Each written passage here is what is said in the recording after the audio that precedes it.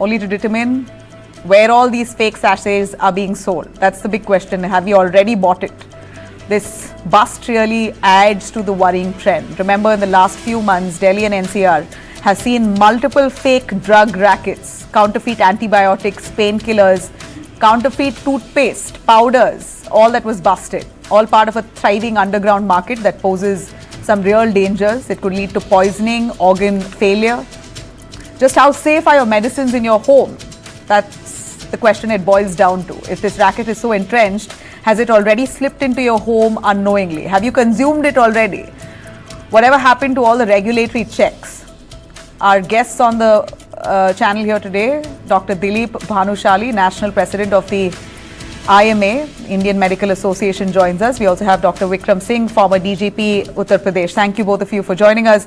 Dr. Dilip, my question to you on how this racket has, flourished for God knows how long. But looking at the production scale, all I can understand here is that they have buyers. They've already supplied enough, and therefore they are making this large-scale produce. So how long they've been around, how many pharmacies are selling fake Enos or wherever else? Eno is only sold in pharmacies, or I'm assuming even general supermarkets have Eno? Hello, stores. Sir. Yeah. Good evening, dear.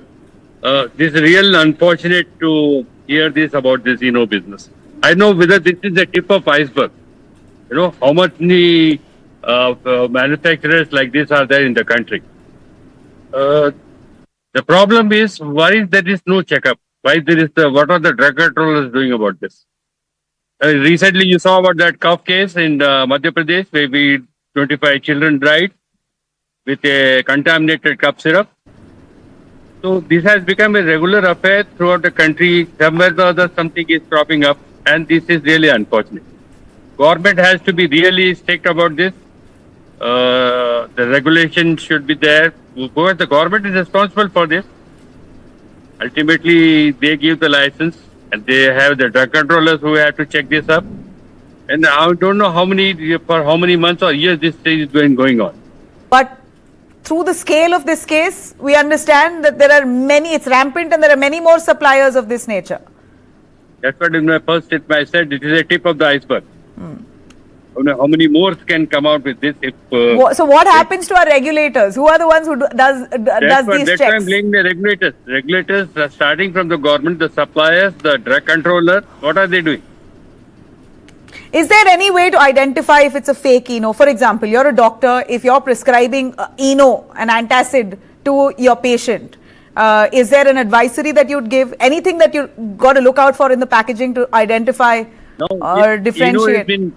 Eno has been manufactured by GSK company. It's a multinational company which is authentic and what we take normally. Now, if they copy that, it's the content of that country, is sodium bicarbonate.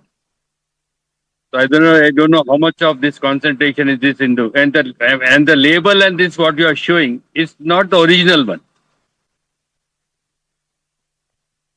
So it's for the general public, it will be very difficult for them to find out whether it's original or not. Well, your answer there gave no hope for us. Because if we have to buy Eno, then I don't know which one is fake and which one is real. That's really disappointing. Yeah, I think if you go and see the originals which have been manufactured, the companies like GSK which manufactures, Yeah. You have to go for the authenticated and certified companies which supplies this. So there's a GS, what exactly is the logo behind? GST? GSC? GSC? GSK. GSK, okay. So GSK logo behind the real Eno pack, which you may not or may just even find in the fake one. Because if they're replicating the brand logo and everything, I'm sure they have even that pasted on it. Yes. Well, let me bring in the former police, Mr. Vikram Singh. Sir, this racket is so big and entrenched, it's shocking that regulators have failed to such a large extent. I am not too sure if you and I would have already had fake medicines like this.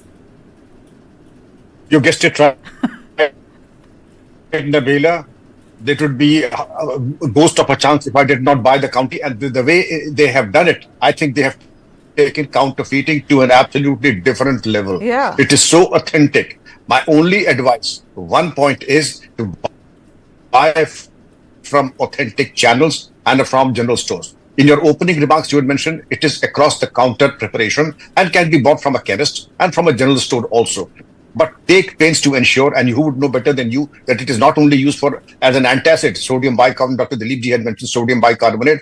It is also used in the preparation of many South Indian dishes as to ensure fermentation, to make idlis, etc. Yeah. It is a household product. It is used in the kitchen. It is used as an antacid. It is used for multiple purposes. Therefore, the misuse is absolutely colossal. I would compliment the police. But to your question, which I feel requires a straight question, requires a straight answer, I think the Food and Adulteration Department failed us miserably, and they need to be taken to task. This kind of adulteration and a fake market cannot thrive without their complicity, without their connivance. In any case, if it is incompetence, it is complicity. In either case, they need to be hauled up. And a thorough interrogation of the two arrested would reveal the supply chain modus operandi, who were the kingpins, whom they bribed, and what was the bribe amount, and what was the modus operandi, where did they get their raw material from, and who overlooked the preparation and the supply chain so that it went unnoticed, and for how long. It needs to be seen whether it was 1 year, 2 years, 5 years. There seemed to be a problem with your connection, sir. But a quick one on Dr. Dilip. Do you believe that the brand owners, like the one that owns the Eno company, do you think they also have some responsibility? I know it's not entirely on them, but still, is there a way that they can ensure that fake counterfeit products are clamped down on, a case that they should pursue effectively? Of course, they are responsible. They are manufacturing it. Why can't they be responsible? If they are adulterated, in the market, they are manufacturing. They are responsible for that. So they are responsible for that then. Well, if you talk about health effects, Dr. Dilip, what would you say consuming a fake antacid or antibiotics or fake toothpaste that's also being produced now? What could be the real medical risk? Let's be specific with Eno here. Yeah, this has to be sent for a chemical analysis, what they have mixed in this, whether it's a pure chalk or it's a placebo thing, where some part of sodium carbonate must be there inside, but they have to be analyzed. What exactly is that? How they got it? What are they mixing it? So the drug controller and the proper authority has to go in depth to this and find out what's been going on in this. Any word of advice to people, to patients that you would that you would give if you have acidity? Just adopt home remedies. I would never go now to buy Eno again. See, same thing happened during this cup business. You see, people have stopped taking cough syrups now. Yeah. Because they're so afraid of it. No, but sir, there's no standard. No, this is because the over-counter drugs. There should be some mechanism where they should see these over-counter drugs which have been selling, whether they are proper one or not. So frequent checkups should be there.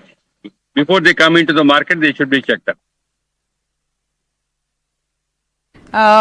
Well, that's it. I think we've all we can say. I think Dr. Dilip there, all he could say is that you have no way to tell a fake versus an original. So I think your advice is adopt home remedies. That's all.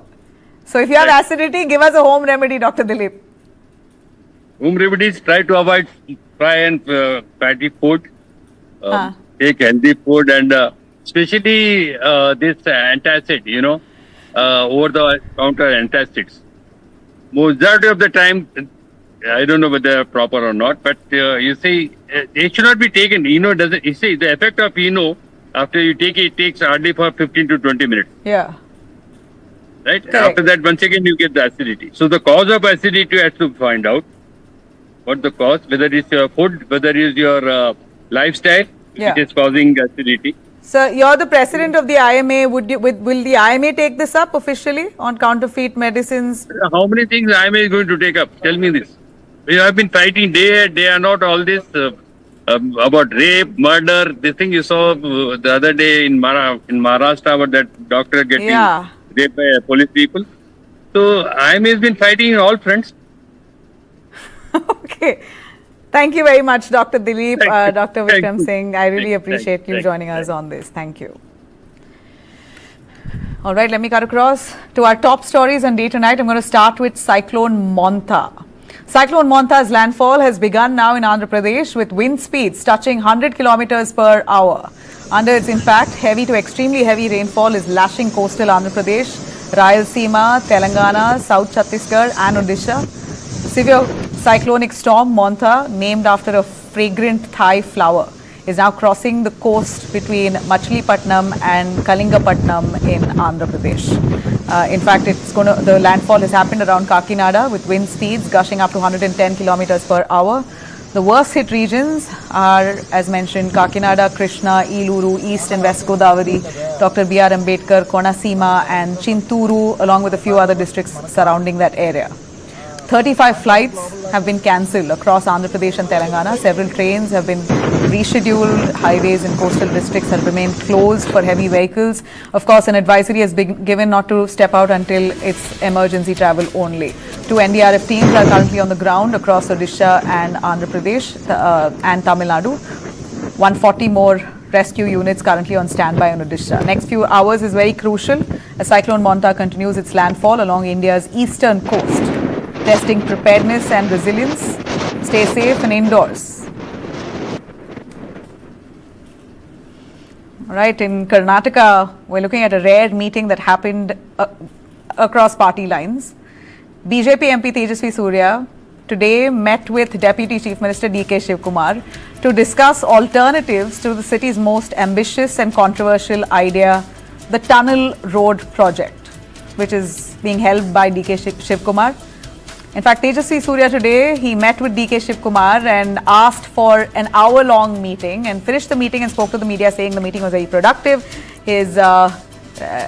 Basically, the purpose of the meeting was that he wanted to propose some solutions to the Congress government in Karnataka on what they can adopt to ensure Bangalore is decongested instead of going into making the tunnel project, which many fear could really erode Bengaluru's ecosystem.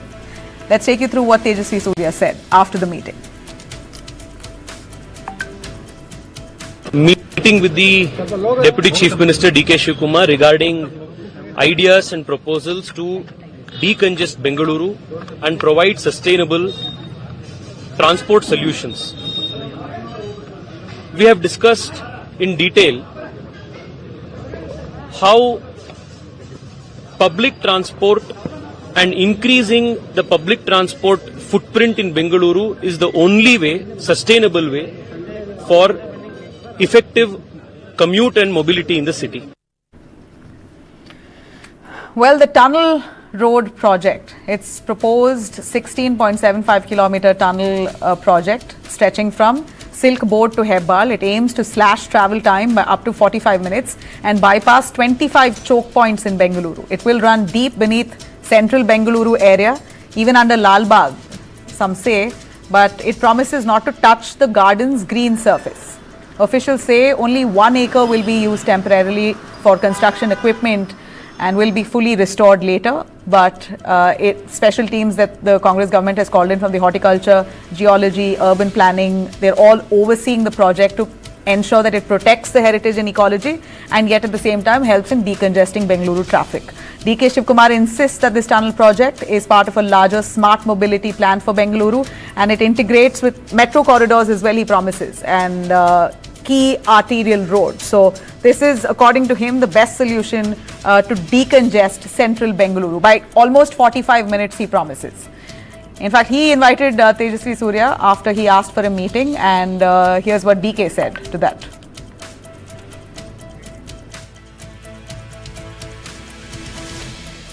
Kumar, in fact, said that the meeting was helpful and he's taken the advice of Tejasvi Surya.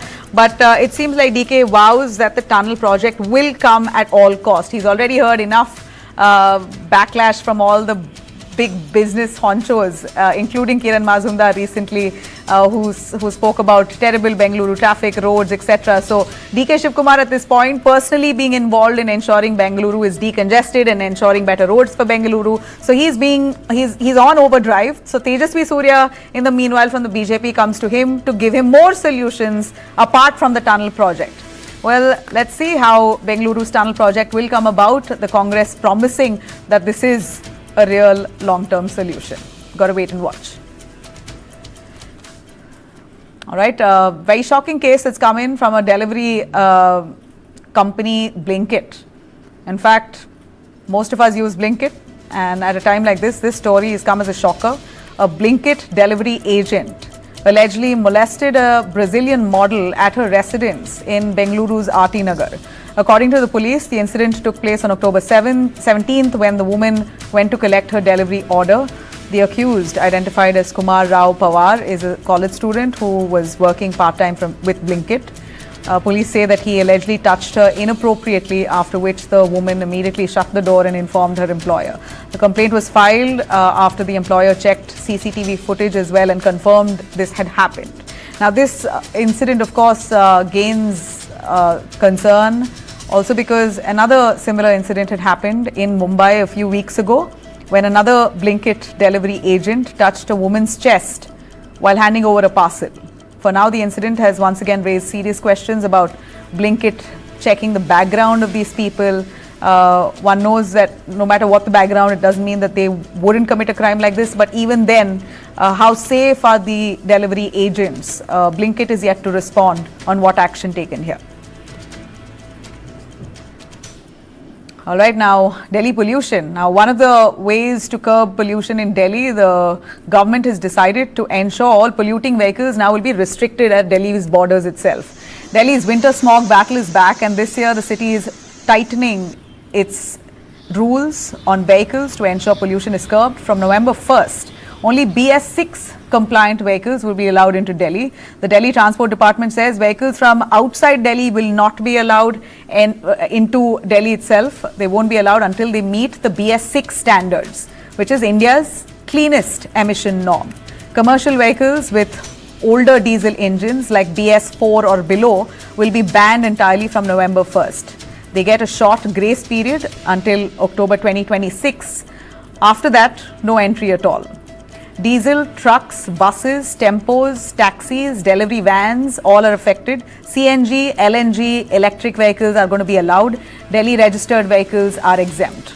So what exactly is BS6? It's India's cleanest fuel and engine standard. It's equal to Europe's Euro 6. BS6 vehicles release up to 80% less smoke and harmful gases than older models. Their fuel has low sulfur content, meaning cleaner burning and less pollution.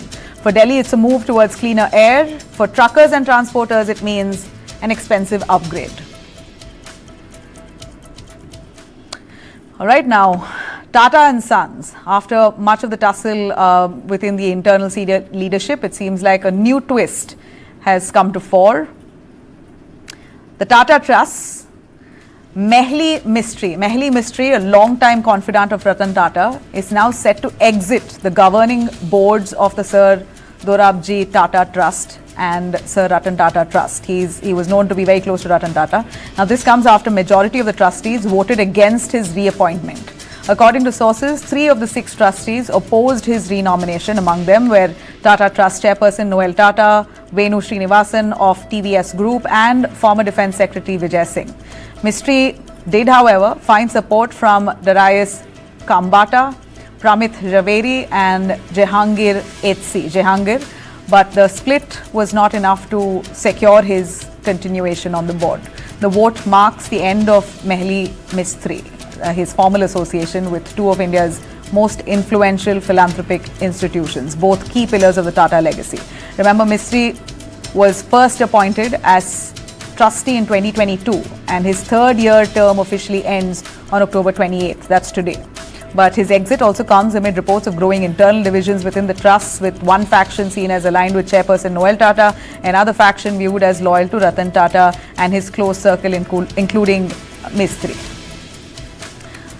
Tata Trusts together holds about 66% of Tata Sons, the holding company that controls the 50 billion Tata Group empire.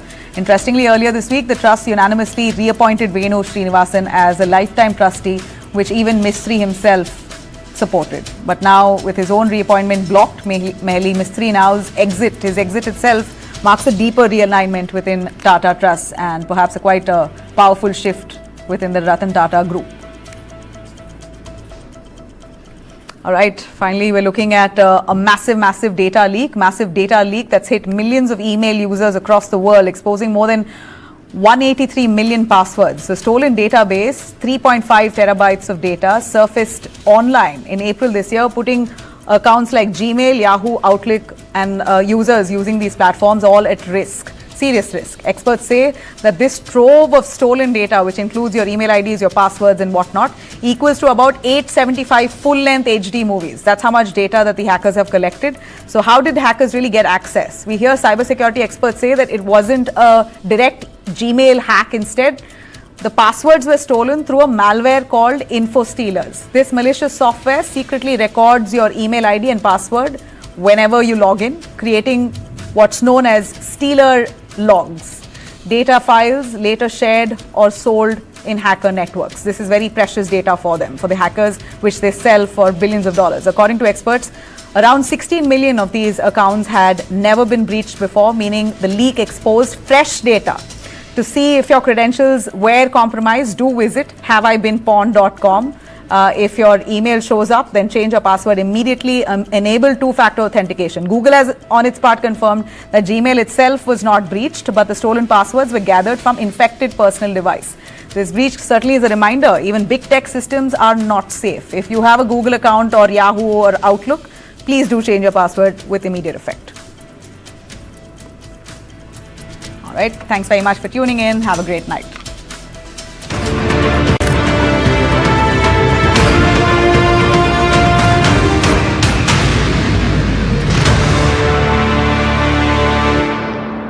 मेरी बेटी के अभी से बाल झड़ रहे हैं, मैं क्या करूं?